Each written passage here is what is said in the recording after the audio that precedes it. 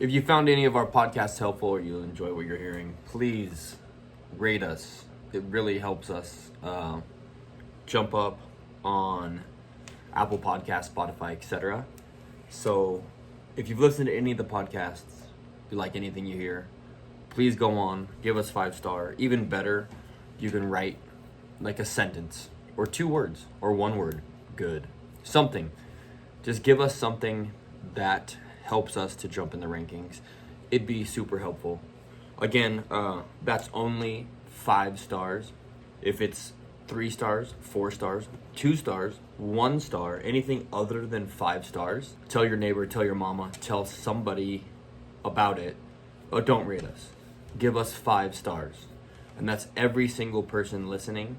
That's you. Please give us 5 stars. We'd appreciate it so much. Today, I wanted to talk about fast, cheap, and good. But you can only have 2. And I'm sure we've all heard this. Fast, cheap, good, only have 2. With rare exception that I'll talk about. But this is so pertinent and relevant to the construction industry. And something that personally I've come across quite often.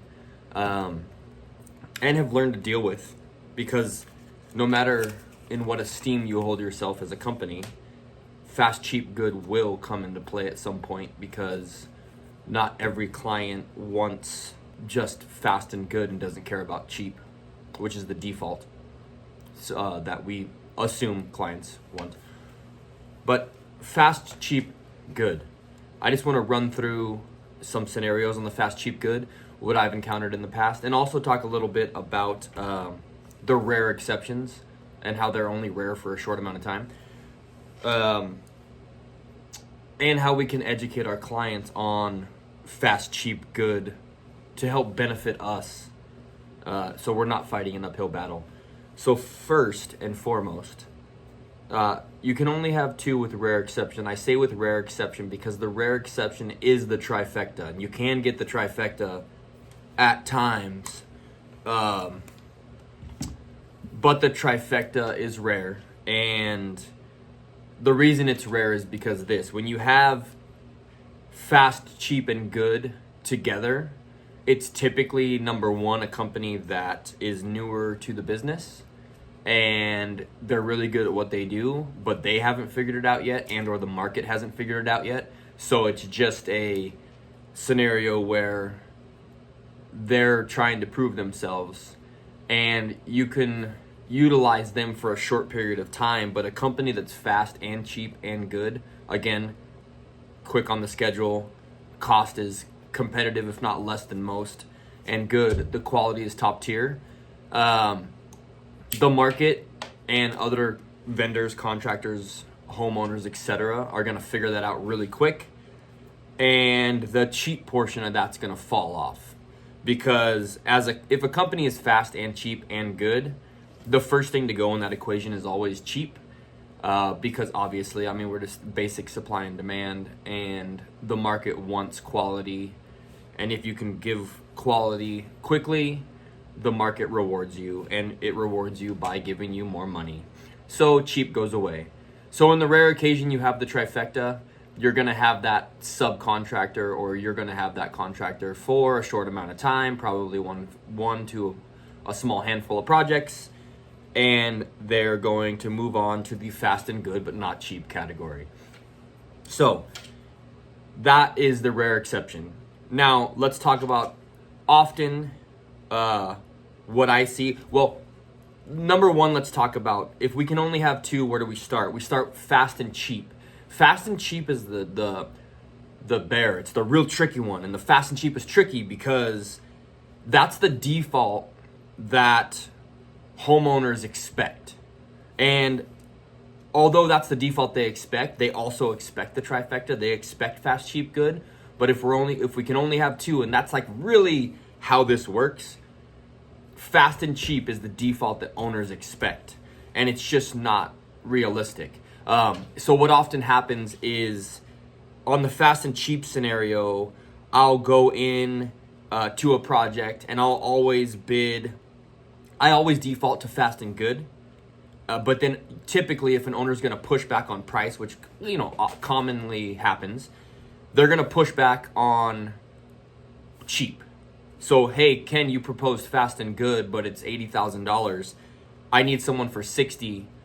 We're now getting into the fast and cheap category. And it really becomes then a scenario where I have to educate the client. And this is like key. If you listen to anything, listen to this. It's about educating the client, because when a client asks for fast and cheap, if you just by default go out and find them a cheaper proposal than your baseline that you already provided them just to lower the project budget, they're sacrificing something. And if they don't fully understand that in writing explicitly, not just a quick conversation, and the reason I say this is because clients will forget, and I'm talking from the vein of being a general contractor.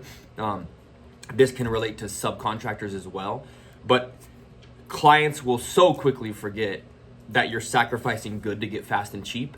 And if it's just a quick conversation like, hey, I found somebody that's 15, 20% less, the conversation about sacrificing good needs to happen early on. But if it's just a quick conversation and it's not explicitly in writing, or it's not continually brought back up and you reminding your client that we're sacrificing good for fast and cheap, they'll quickly forget. And towards the end or some midway through, or when you do run into a stumbling block with quality because you've gone fast and cheap to benefit the budget, you're going to be blamed for it. And if you don't have those explicit reminders to back you, it doesn't look good on you, and you're going to be fighting the uphill battle. The last scenario that I dealt with fast and cheap, I was building a large house, and we had our electrician that was going to do the project, and he's a fast and good, and not cheap. I mean fair. And we had him set up to bid the project, but at the last minute, the owner decided he wanted to find someone that was a little more budget friendly. I didn't have an option that was going to suit his budget. However, he had a referral from a friend who had worked with an electrician in the past that was cheaper, and he had done some commercial work, and he wanted to explore the avenue of working with that subcontractor. So he went out and found that subcontractor. And I mean, it was like 40% less than the two bids we had previously got for electrical work. But, a lot of people get blinded by the dollar signs, and he was. And we decided to go with this contractor. Now, what that means, he went fast and cheap, and we sacrificed good. And sacrifice good in this occasion, I want to give you an example of what sacrificing good means. It doesn't necessarily mean someone's going to come in and just do completely crap work. But the good is a full spectrum of good. And the good in this scenario was, number one, it was not good to work with them on a scheduling basis, because they had to have their hands hold. A typical, quality contractor, you can bring them in, you can show them a set of plans, you can do a comprehensive job walk, and then you can kind of set them off to the races. You can do some basic QA, quality assurance, along the way, but you don't really need a handhold. This required a lot of handhold, which in my opinion, not good. It wastes my time, it wastes a lot of people's time, it wastes the owner's time. And then the second thing that happened, and this is getting a little technical, but we had, it was a trussed out roof, so the whole roof was a truss design. Now on the bottom plate of the truss, it was 2x6 framing. And one day when he was running the second floor wiring he was running, 5 home runs for this, that, or the other, he decided it was a good idea to drill through the lower plate of the truss to run all of his wires. And if you know how trusses are integrated, it's a comprehensive design that's like a webbed design. And if you undermine any of the structural integrity of any of those pieces, it could mean you undermine the structural integrity of the whole truss. So in drilling 5 holes through the center of a 2x6 bottom chord of this truss, he basically, and this was not just like one truss, it was 15 trusses that were joisting out the second floor of this house over the course of this upper walkway. Like you went up the stairs, there's a walkway, and then these trusses kind of like ran perpendicular from exterior wall to exterior wall across this walkway, and he drilled right through the center of those, like 15 of them, shot through, And inevitably what that did was we had to pause the project, bring in the structural engineer, because I knew in this scenario where we were building, we had a structural engineer that would have to do a site walk of the project before we get framing inspection, and he'd have to sign off, and there was zero chance he was going to sign off the second he saw these trusses drilled. So we brought him in, came up with a fix, which the fix in this scenario was removing all of his home runs that he ran and pulling them back to the panel, rerunning them strapped on top of the truss like he should have, and then sistering new bottom cords to these trusses to cover the holes, and then stitch nailing that, which in all was like 2 weeks worth of work and probably $10,000 worth of labor that had to be eaten. And of course, this electrician fought the battle and didn't want to pay. He ended up inevitably paying, but that was the scenario where Fast and Cheap and Good did not meet on that day. So Fast and Cheap, option one, but you can see the obstacles you can run into. And if you don't have an educated client, in that scenario, because the client contracted with this contractor, it was very explicit that I take zero responsibility. I put this in an email. I take zero responsibility for the work this contractor is going to do. We will help manage them, but they are not under our scope of purview, and we are not responsible for anything that they're doing on site. And it was explicitly clear, and I reminded the owner of that multiple times along the way. So it worked out. I mean, the owner was still perturbed about the situation, but hey, you save, step over $1 to get a dime or nickel or whatever they say. So that's that scenario. Then we can go to Fast and Good. So I have many Fast and Good, and Fast and Good is like my go-to default if I can't find the unicorn trifecta. Fast and Good is great because that's the way you get projects done in a timely manner. However, it doesn't always work that Fast and Good is the end-all be-all. Like maybe if it's a project where you have to sacrifice a little, you can't pay top dollar for every single thing. If you're trying to make money on a spec project and you need to save a little money, Fast and Good maybe sometimes isn't the equation. However, I would also argue that when you're doing spec, a lot of times you aren't, I'm kind of going on a tangent with spec homes, but you're not 100% capitalized without a loan. So Fast and Good, even though you're sacrificing cheap and paying a little more, sometimes makes more sense because you have a monthly carry often. And if you can get things done faster, you might have a $10,000 a month payment you're paying on your construction loan, and every day counts. So Fast and Good is also a good default. If you're more capitalized or you have a good rate on your loan, or you can do these calculations, that's for spec.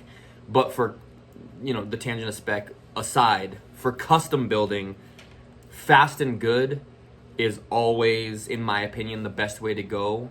And the clients that accept Fast and Good are the clients that typically appreciate and understand quality construction and want you to provide them the top quality. And that's a conversation you can weed out really quick early on what the client's looking for. And if you have this conversation with them that, Fast and Good is your default, but it's not necessarily going to be the cheapest, a lot of times, with the right client, they'll appreciate that.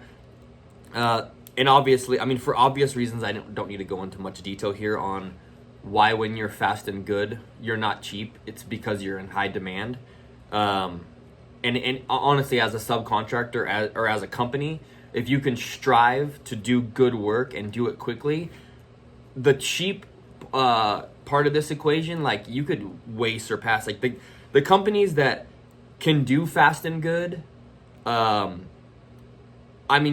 talking companies that can demand 2-3x what the cheap can demand. I know on a project, we just recently had a project, and I hate to pick on electricians, it's not my goal, but we had an electrician bid the project at $160K to do a 4,800 square foot house, complete new build.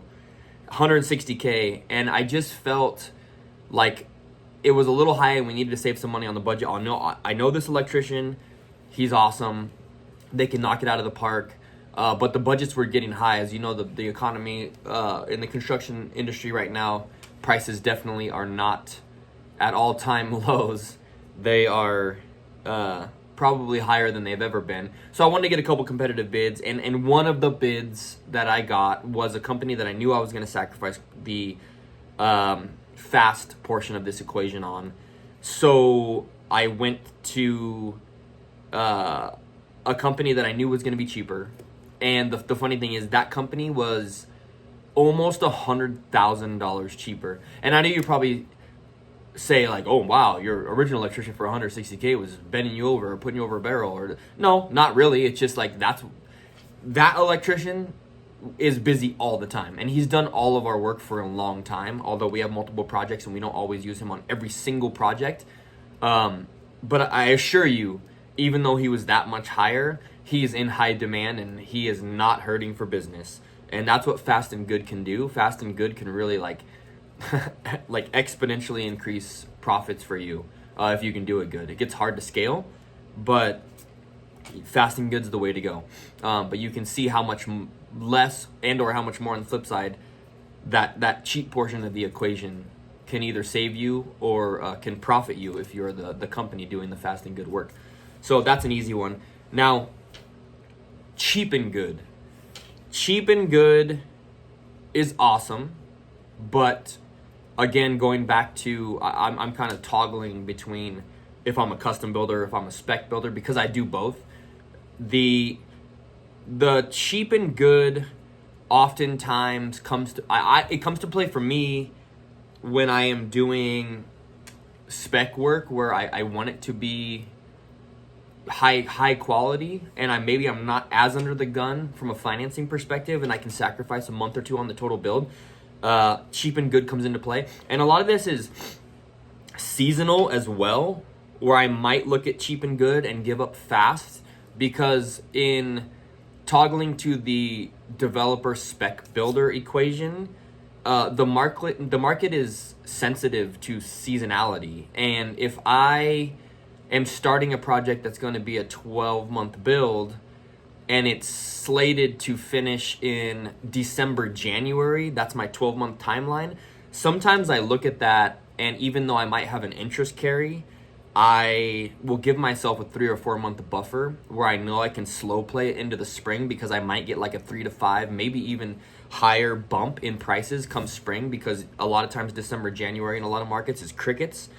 And I could really start to look and massage this like cheap good equation and give up a little fast, which is great when you have that leisure. And also on the custom build, you could also look at the cheap good if you have a client that is amenable to giving up speed. And oftentimes if you have this explicit conversation with clients, that, hey, I can save you some money on X trade and get it to you cheaper. However, it's Mike the tile guy, and he's one guy. I mean, I can give you two examples, and here now I'll start picking on tile guys, tile companies rather. I recently did a project, and I brought in Mike the tile guy, and Mike the tile guy is a one-man show who says he has a helper, but I only see his helper show up once or twice a week. So Mike has a phantom helper, or an imaginary friend helper, that supposedly helps him cut tile, although every time I go to the job site, it's him walking back and forth from a bathroom to his saw to make 2 cuts and then go back, therefore making a shower that a proper tile crew could do in 2 days take 7. But Mike does great work. His floats are dialed, his tile is straight, his shower pans, if he's waterproofing, don't leak. The clients are always happy with quality, but it's a slow grind, I tell you. And and also Mike is going to tile a shower for $2,800, $3,200, as opposed to a company that's gonna be fast, bang it out, and has a big back end, big infrastructure, and is gonna charge me nearly double that to do a custom shower. I like dealing with Mike, but on this last project, he probably cost us 6 weeks of time to do these front columns, fireplace, and 2 bathrooms, because it is solo Mike. However, that was a custom build, and I had the conversation with the client that I have Mike coming in, and this is, Mike's forte and what he does, and he's going to do great work, but we're going to sacrifice time. And in this scenario, the client agreed that that's acceptable, and moved on, no harm, no foul. But definitely, again, an explicit conversation that you have to have, and you have to remind the client, because to their benefit, the client will quickly forget anything that is not anything short of perfect. So when fast starts to slip, if they're not constantly reminded as to why is this going so slow, you have to remind them it's because you're going with cheap and good and not fast, continually. Second, picking on the tile companies, I am currently building a spec house, and there's a company we currently work with that we use on a past project, and I mean, their prices are awesome, and they are like top quality, and they have a huge crew, but the fast portion goes out of the window because they really fancy themselves this custom tile company. Although they haven't figured out if they can just speed it up and be fast and good, they can get over the cheap. They're in this cheap good category that maybe they just work on a volume metric and that's what they do.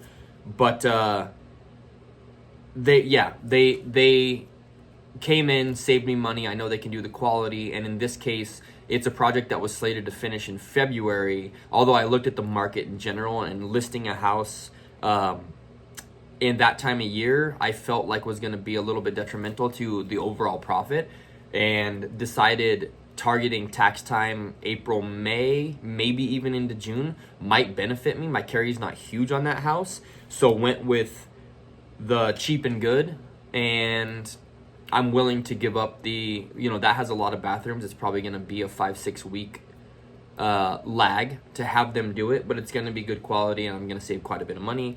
So decided to do that. So that's that. In that situation, I went with the cheap and good scenario. So yeah, kind of going back through, fast and cheap is the customer is what they're always going to default to expecting, and they have to be educated as to why that's not realistic. And if they're okay with that reality of what they're giving up, and they're giving up good in the fast cheap scenario, great. But remind them continually, like weekly if you have to, or daily, or whatever it may be. Because if you don't, you'll get towards the end and they'll understand the good that they gave up, and they'll point the finger at you as to why. Because not all subcontractors are created equal, and everyone needs to understand this. Like, everyone needs to understand this as like, this is one of the core things in this business. Not all contractors, not all subcontractors are created equal. There are differences. When you go and price a project and you're pricing it with your preferred fast and good contractors, and it's at X price, I get this all the time. Why are you $2.2 million to build my house and I got another bid for 1.8? Well, let's go back to the fast, cheap, good equation.